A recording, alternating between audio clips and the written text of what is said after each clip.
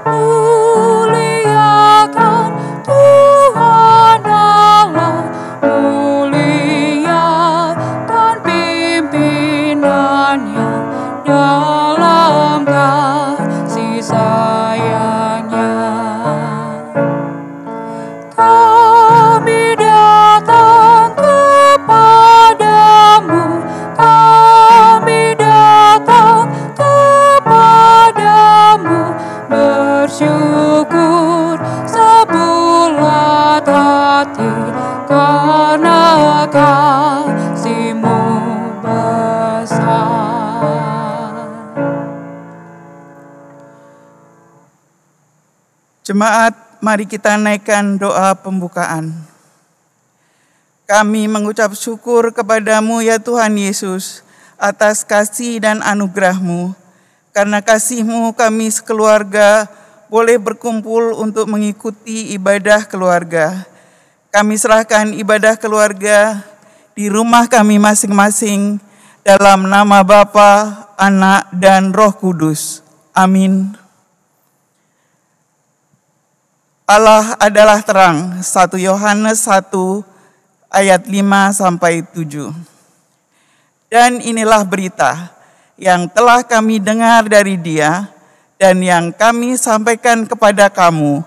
Allah adalah terang dan di dalam Dia sama sekali tidak ada kegelapan.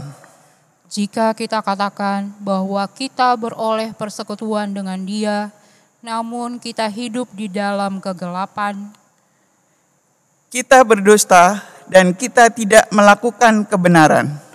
Tetapi jika kita hidup di dalam terang, sama seperti Dia ada di dalam terang, maka kita beroleh persekutuan seorang dengan yang lain. Dan darah Yesus, anaknya itu, menyucikan kita daripada segala dosa.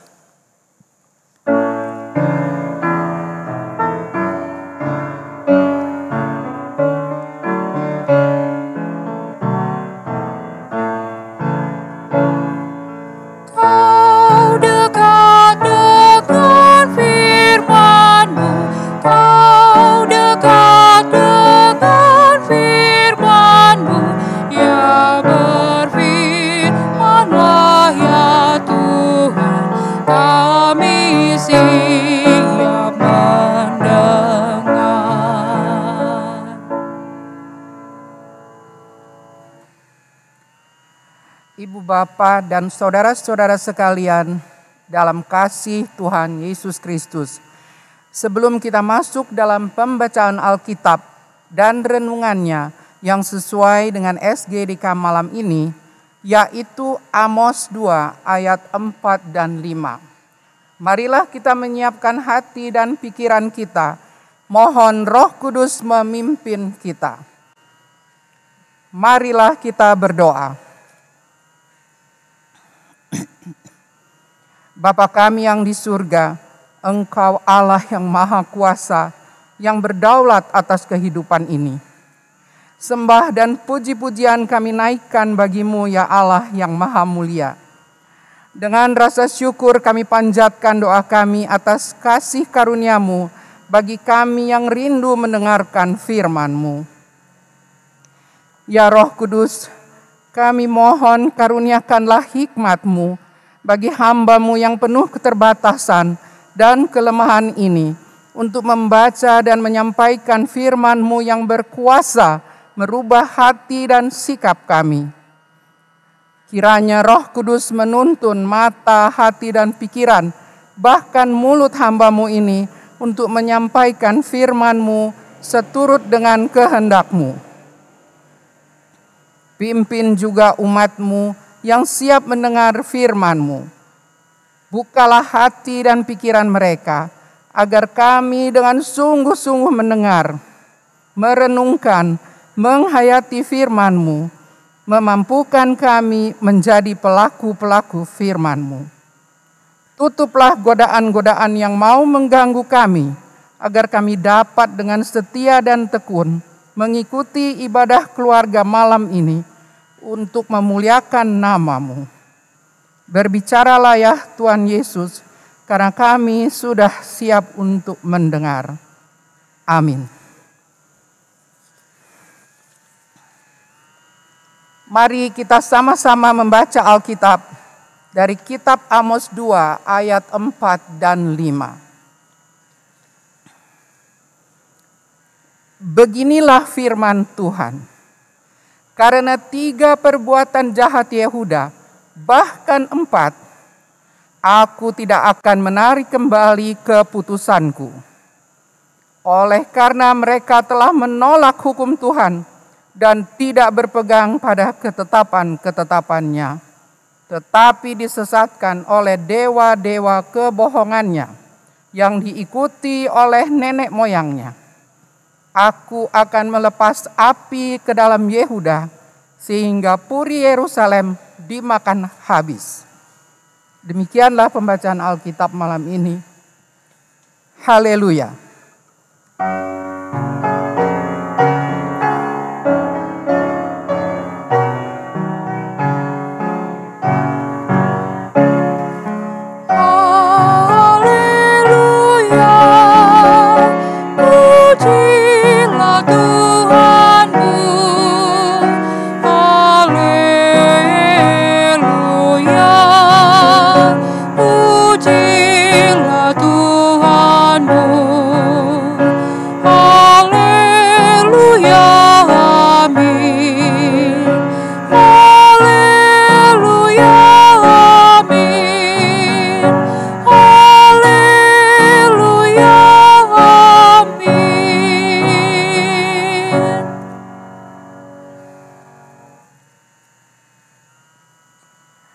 Baiklah Ibu Bapa, untuk mengetahui ayat-ayat yang telah kita baca tadi, adalah baik kalau kita membaca kitab Amos dari pasal 1 sampai dengan 9. Kitab ini tidak terlalu panjang, jadi bisa cepat dibacanya. Maka kita dapat membaca isi buku Amos yang menyatakan, bangsa Yehuda dan Israel menolak melakukan hukum Tuhan atau Taurat, yaitu tidak mau berpegang pada ketetapan-ketetapannya. Telah melakukan banyak kesalahan. Mereka mau disesatkan oleh dewa kebohongan yang diikuti oleh nenek moyangnya. Kesalahan yang fatal karena mereka telah membelakangi Allah. Orang Yehuda sudah diperingatkan oleh Amos. Murka Tuhan tidak membuat Yehuda kembali kepada Tuhan. bahwa Tuhan menghitung pelanggaran-pelanggaran dan kejahatan-kejahatan orang Israel. Tuhan menghitung juga kebaikan-kebaikannya kepada orang Israel. Di ayat 10, akulah yang menuntun kamu keluar tanah Mesir dan memimpin kamu 40 tahun lamanya di padang gurun supaya kamu menduduki orang Amori. Dan murka Tuhan terhadap orang Israel dinyatakan dengan melepas api hingga dimakan habis. Kita baca di ayat lainnya bagaimana Tuhan mengguncang, menghukum, dan tidak ada yang bisa melarikan diri. Tuhan mengutus Amos untuk bernubuat dan mengingatkan bangsa Yehuda. Tuhan tetap memanggil umatnya. Sebab inilah firman Tuhan kepada kaum Israel. Carilah aku, maka kamu akan hidup. Amos 5 ayat 4. Carilah yang baik dan jangan yang jahat, supaya kamu hidup. Dengan demikian Tuhan, Allah semesta alam, akan menyertai kamu, seperti yang kamu katakan. Amos 5 ayat 14. Namun Tuhan tetap menjanjikan keselamatan. Aku akan memulihkan kembali umatku Israel. Amos 9 ayat 14. Marilah kita belajar dari kitab Amos. Zaman di mana Amos hidup adalah zaman yang sangat baik, khusus bagi kerajaan Israel. Zaman Yerobeam II di utara Israel lebih kuat dan lebih kaya, berhasil memajukan Israel, lebih makmur daripada kerajaan Yehuda di selatan. Raja Uzia di selatan ibu kota Yerusalem juga mengalami masa kemakmuran. Tidak ada permusuhan di kedua negara. Di mana-mana mereka dirikan tempat ibadah agama dan tempat ibadah kenegaraan. Mereka bersyukur kepada Allah karena kekayaan mereka. Tetapi sayang, semua itu didapatkan dengan menindas rakyat. Dalam situasi itu, Tuhan memanggil dan mengutus Amos yang bukan seorang nabi. Amos adalah seorang peternak domba dari Tekoa untuk berbicara dan mengingatkan bangsa Yehuda dan Israel. Tetapi bangsa Israel telah memilih untuk menolak hukum Tuhan. Mereka memilih untuk tidak mau berpegang pada ketetapan Tuhan. Mereka lebih memilih dewa-dewa kebohongan yang diikuti oleh nenek moyangnya. Respons pilihannya itu adalah mereka melakukan perbuatan-perbuatan jahat yang sungguh amat banyak. Konsekuensinya, Allah menyatakan murkanya kepada bangsa Israel. Maka umat Israel ditimpakan dengan hukuman-hukuman yang sangat berat. Allah Maha Kuasa dalam menghukum sehingga semua hancur dan tidak ada yang bisa melarikan diri dari hadapannya. Amos memohon pengampunan kepada Allah atas keturunan Yakub sehingga Allah menyesal. Walaupun bangsa Israel tidak juga bertobat, Allah masih mengasihi keturunan Daud.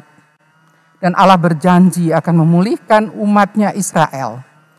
Kita dapat membacanya di Amos 9. Bagaimana Allah memulihkan Israel.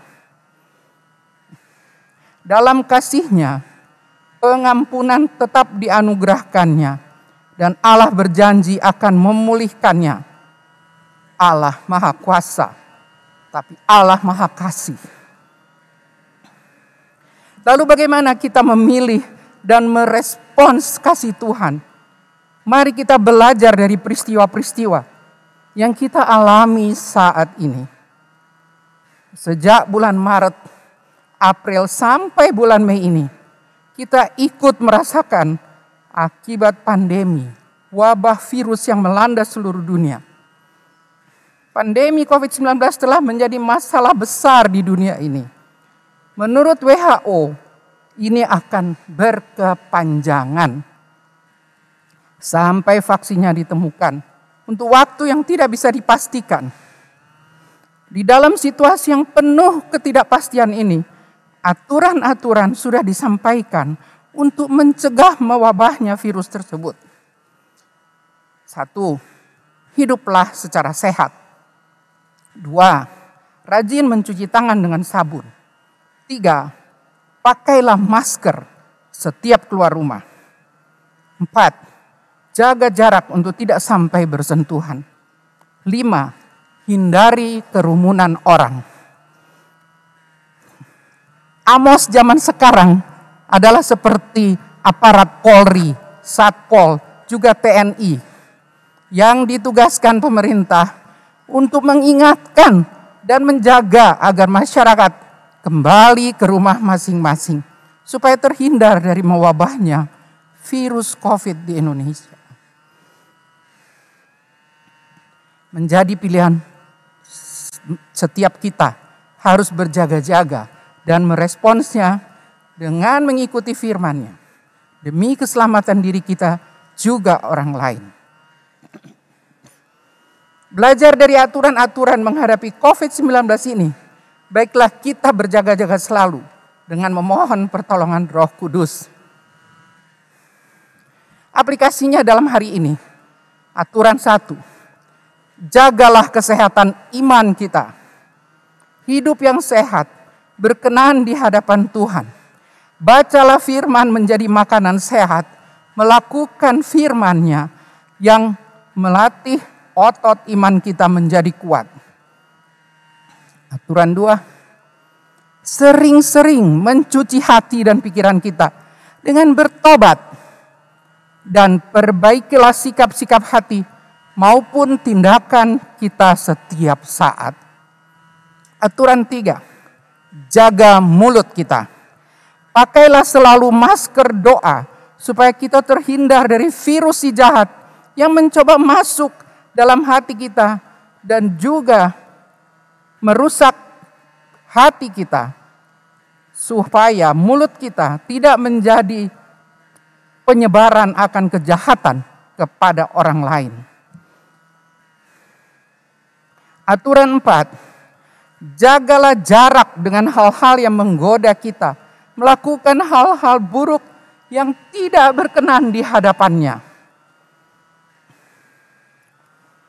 Aturan 5, jangan berkerumun. Maksudnya, berilah waktu kita untuk sendiri dengan Tuhan. Renungkan firman, apa yang Tuhan inginkan dari kita dari peristiwa ini. Masa pandemi ini mengingatkan kita untuk selalu tinggal di dalam rumah, yaitu rumah hadirat Bapa di surga. Masa pandemi yang telah kita lewati melalui beberapa peristiwa-peristiwa penting sebagai umat Kristen. 10 April, Jumat Agung dan Perjamuan Kudus bersama. 12 April, Hari Kebangkitan Kristus. 21 Mei, Hari Kenaikan Tuhan Yesus ke surga.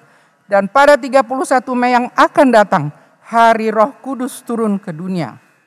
Peristiwa-peristiwa yang sangat penting, yang seingat saya selalu kita rayakan di gereja bersama-sama. Peristiwa penting ini kita rayakan dengan kegiatan-kegiatan istimewa. Mengapa? Mari kita renungkan bersama.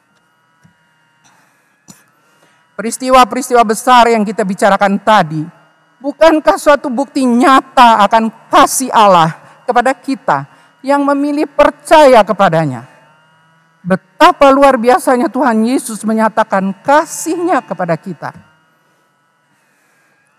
Pengorbanannya sampai mati di kayu salib untuk menebus dosa-dosa saudara dan saya sebagai pendamaian orang berdosa dengan Allah. Kebangkitannya membuktikan Dia adalah Allah yang sudah turun ke dunia, mengalahkan maut untuk saudara dan saya. Yesus naik ke surga untuk menyediakan tempat bagi saudara dan saya, dan akan kembali untuk yang kedua kali menjemput kita. Namun, Yesus tidak meninggalkan kita sendiri dalam masa penantian kita.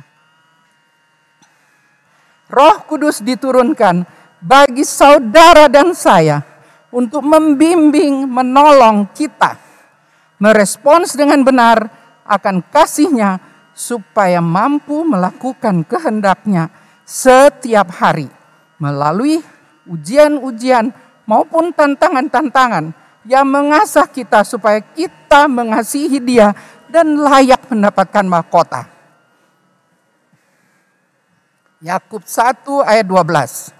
Berbahagialah orang yang bertahan dalam pencobaan, sebab apabila ia sudah tahan uji, ia akan menerima mahkota kehidupan yang dijanjikan Allah kepada barang siapa yang mengasihi Dia.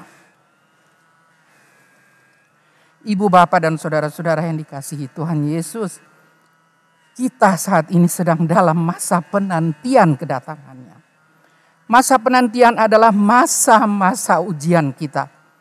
Kita memilih menjadi pengikut Kristus dan merespons kasih yang dinyatakannya kepada kita. COVID-19 bukanlah hukuman. Karena hukuman kita sudah ditanggungnya di salib dan sudah dimenangkannya kepada kebangkitannya. COVID-19 adalah pencobaan yang Tuhan izinkan dan menjadikan ujian bagi kita. Yakobus 1 ayat 2 dan 3. Saudara-saudaraku, anggaplah sebagai suatu kebahagiaan apabila kamu jatuh dalam berbagai-bagai pencobaan, sebab kamu tahu bahwa ujian terhadap imanmu itu menghasilkan ketekunan, dan biarkanlah ketekunan itu memperoleh buah yang matang, supaya kamu menjadi sempurna dan tak kekurangan suatu apapun. Luar biasa, Bapak Ibu.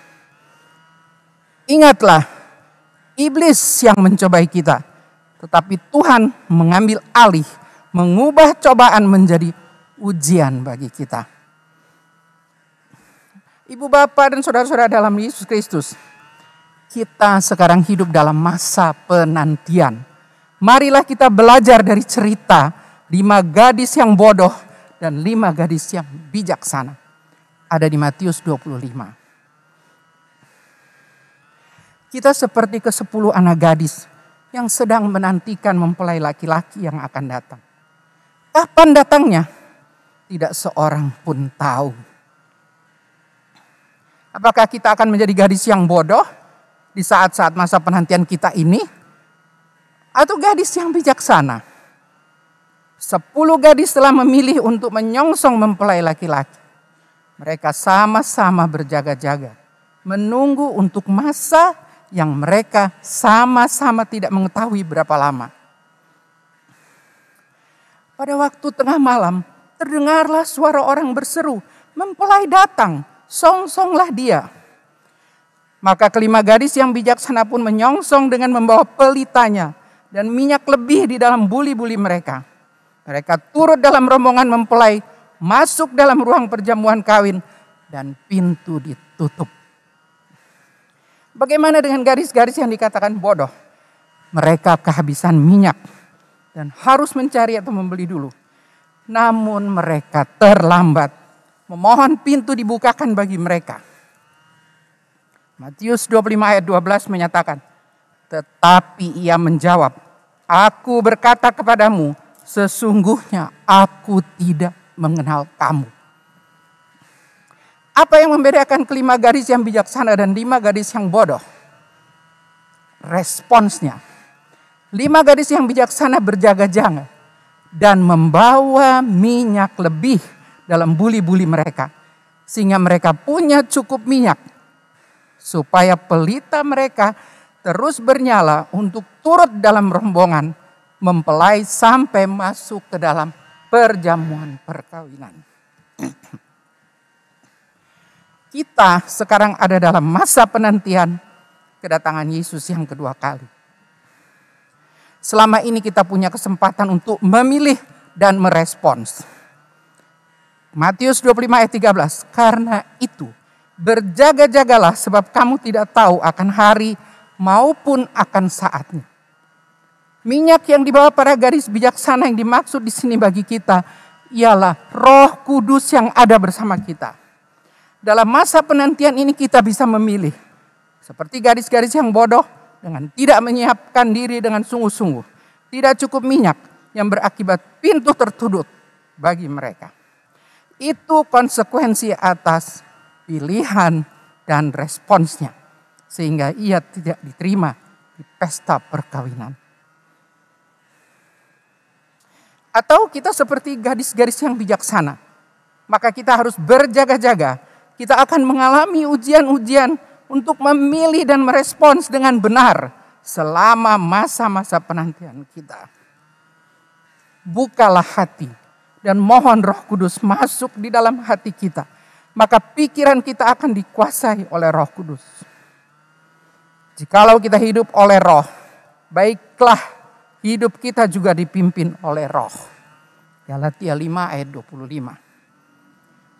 Maka buah Roh akan nyata dalam hidup kita, yaitu kasih, sukacita, damai sejahtera, kesabaran, kemurahan, kebaikan, kesetiaan, kelemah lembutan, dan penguasaan diri. Silakan membacanya di Galatia 5 ayat 22 dan sampai 26. Jika Roh Kudus ada di dalam kita, pasti tampak buah Roh nyata menjadi karakter kita yang memampukan kita hidup, belajar, dan bekerja, mengasihi, melayani, dan memuliakan Allah, Bapa, Putra, dan Roh Kudus sesuai dengan firman-Nya. Jika kita memilih membuka hati kita, dikuasai oleh Roh Kudus, maka Roh Kudus akan membimbing kita, merespons dengan benar, melakukan kehendak-Nya sesuai firman-Nya. Roh Kudus membuat kita dikenal. Ingat, Roh Kudus membuat kita dikenal Tuhan Yesus pada saat Ia datang untuk yang kedua kalinya. 2 Korintus 1 ayat 21 dan 22. Sebab Dia yang telah meneguhkan kami bersama-sama dengan kamu di dalam Kristus adalah Allah yang telah mengurapi, memeteraikan tanda milik-Nya atas kita dan yang memberikan Roh Kudus di dalam hati kita sebagai jaminan dari semua yang telah disediakan untuk kita. Amin. Selamat menyambut hari turunnya Roh Kudus yang pada hari Minggu nanti tanggal 31 Mei yang akan datang.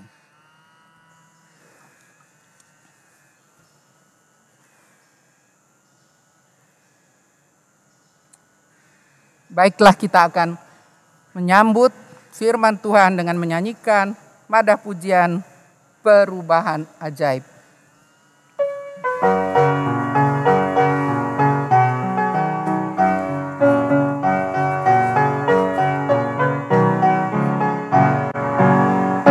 Perubahan ajaib terjadi padaku ketika kasih Yesus masuk di hatiku.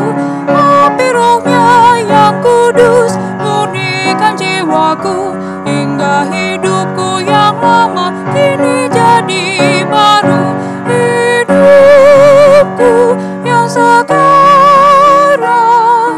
bukan lagi milikku, tetapi milik Kristus yang mengubah hidupku.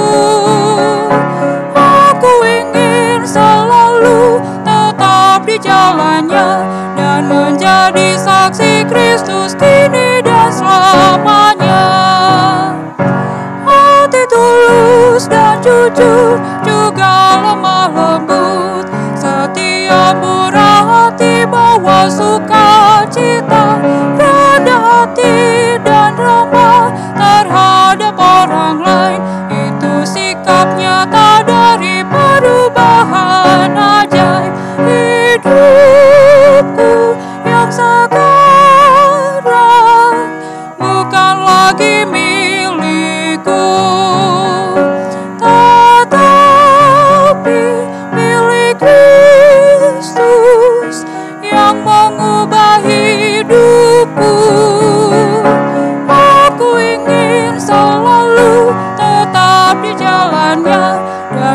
menjadi saksi Kristus kini dan selamanya.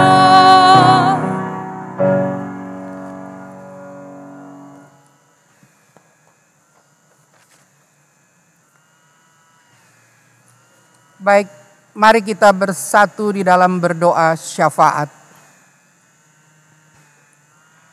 Bapa kami yang di surga, Engkaulah Allah yang Maha Kuasa, yang berdaulat atas kehidupan kami. Sembah dan puji-pujian kami bagi Allah yang Maha Tinggi, Maha Mulia dan Maha Kasih. Kami datang di hadapan hadirat-Mu, mengucap syukur atas karunia kesempatan bagi kami, untuk bersama-sama dengan umat-Mu, memuji nama-Mu, mendengar firman-Mu, menaikkan doa-doa permohonan kami kepadamu. Kami bersyukur atas anugerah kesehatan dan kecukupan kami hari ini. Bapa, terima kasih karena Engkau ingatkan kami melalui firman Tuhan malam ini untuk menantikan kedatangan-Mu yang kedua kalinya dengan tetap berjaga-jaga, dengan taat dan setia.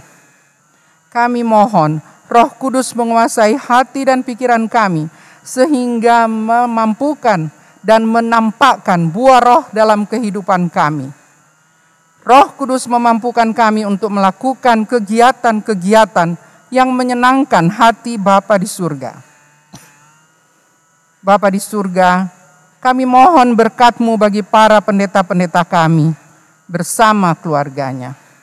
Pendeta Slamet Iskandar, Ketua Jemaat kami, juga Pendeta Asa Kristo, Pendeta Ibu Devi Bawole sebagai Pendeta Jemaat, juga Pendeta Rompas, Pendeta Kawilarang, Pendeta Ibu Lopis. Anugerahkanlah kesehatan yang prima, hikmat dan kemampuan melayani Engkau melalui Jemaat Sumber Kasih. Kami memohon berkatilah seluruh anggota majelis, pengurus pelkat dan komisi dalam seluruh kegiatan masing-masing untuk memuliakan nama-Mu, sehingga juga staf-staf di kantor, para satpam maupun cleaning service. Ya Allah, ya Bapa, kami berdoa untuk para pemimpin negara kami, presiden dan wakil presiden, serta jajaran kabinetnya, seluruh aparatur negara, dari pusat sampai daerah-daerah terpencil, juga anggota TNI dan Polri. Hikmat-Mu lah yang menuntun mereka ya Bapa, menghadapi tantangan-tantangan untuk memajukan negara dan bangsa kami. Terutama di saat-saat sekarang, di tengah-tengah wabah pandemi ini yang sudah menerpa bangsa dan negara kami. Tuhan, sadarkan dan mampukan rakyat Indonesia untuk bersama-sama pemerintah mengalahkan virus ini. Bapa, kami mohon Engkau menjamah teman-teman kami yang sedang sakit, yang sedang dalam pemulihan dari sakitnya, baik di rumah sakit dan yang di rumah. Berkenanlah Bapa, mereka boleh sembuh dan sehat kembali, sehingga boleh beraktivitas, bekerja, melayani dan memuliakan nama-Mu. Ya Roh Kudus, hiburlah dan kuatkan keluarga-keluarga yang masih berduka atas kehilangan kekasih mereka. Dampingi mereka agar mereka sanggup melalui masa-masa kedukaan mereka. Ya Tuhan, kami mendoakan seluruh para medis yang sedang berjuang dan mengalahkan wabah bermacam-macam penyakit yang ada di negara kami. Anugerahkanlah mereka kesehatan dan kekuatan, serta kemampuan menolong para pasien di rumah-rumah sakit. Berkatilah keluarga mereka dengan kesabaran dan kesetiaan menopang tugas-tugas saudara, istri, suami, anak yang sedang bertugas di rumah sakit, di laboratorium, di apotek, di ambulans, juga di kamar jenazah sampai di pemakaman. Lindungilah mereka ya Bapa.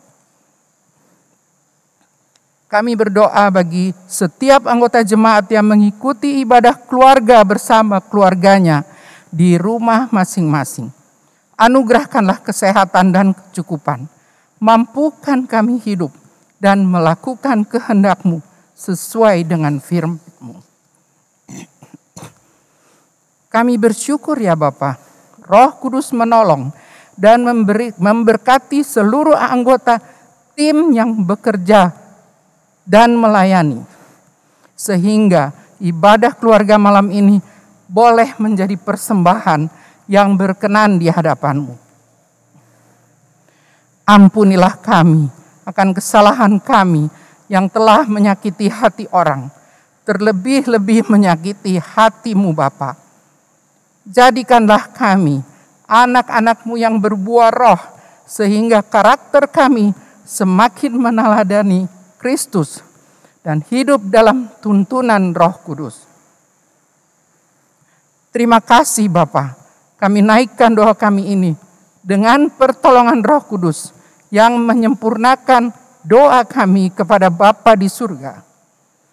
Karena doa ini kami naikkan di dalam nama Yesus Kristus Tuhan dan Juru Selamat kami yang hidup, yang telah mengajar kami berdoa.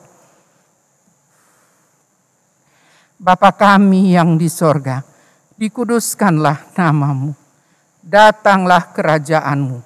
Jadilah kehendak-Mu di bumi seperti di sorga. Berikanlah kami pada hari ini makanan kami yang secukupnya. Dan ampunilah kami akan kesalahan kami, seperti kami juga mengampuni orang yang bersalah kepada kami. Dan janganlah membawa kami ke dalam pencobaan, tetapi lepaskanlah kami daripada yang jahat.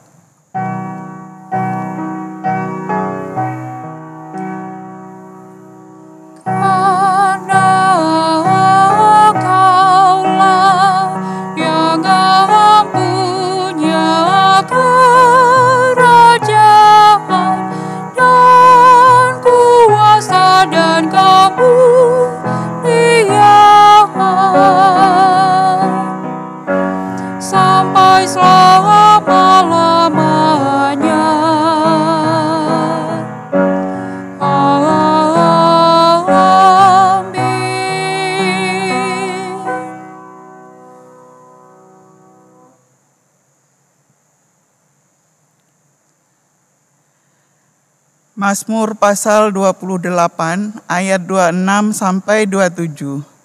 Terpujilah Tuhan karena Ia telah mendengar suara permohonanku. Tuhan adalah kekuatanku dan perisaiku, kepadanya hatiku percaya.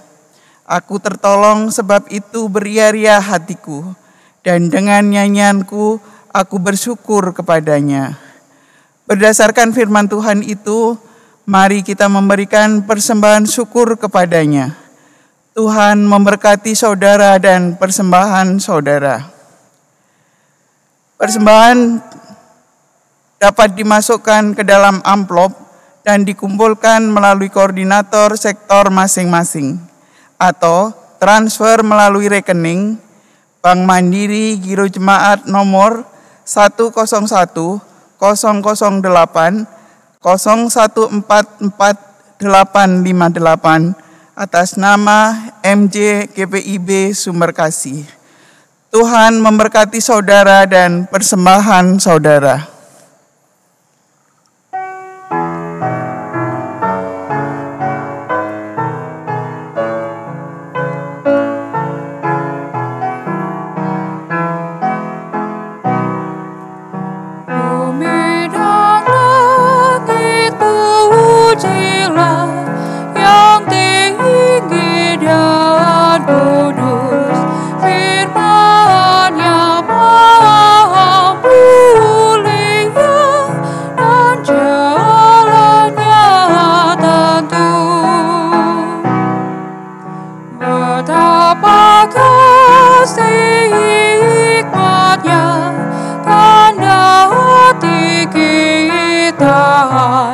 Sang Adam baru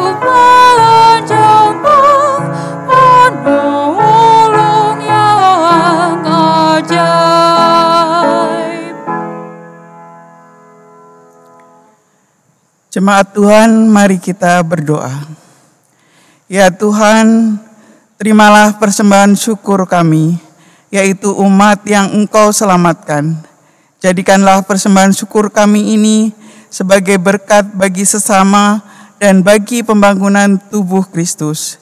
Dalam nama Tuhan Yesus, sumber hidup dan berkat, kami berdoa kepada Bapa di sorga.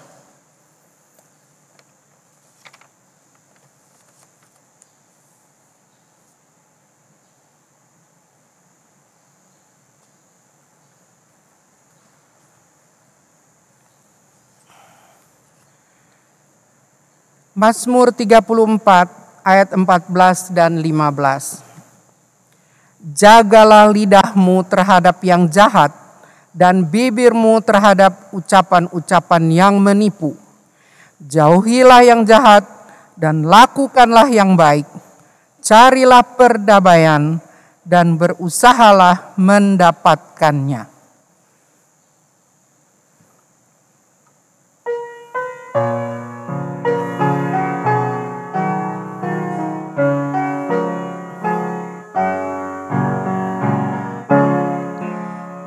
Jalanku ku diiring oleh Yesus Tuhanku. Apakah yang kurang lagi jika Dia panduku? Diberi damai surgawi, asal imanku teguh. Suka duka dipakainya untuk kebaikanku, suka duka dipakainya untuk kebaikanku.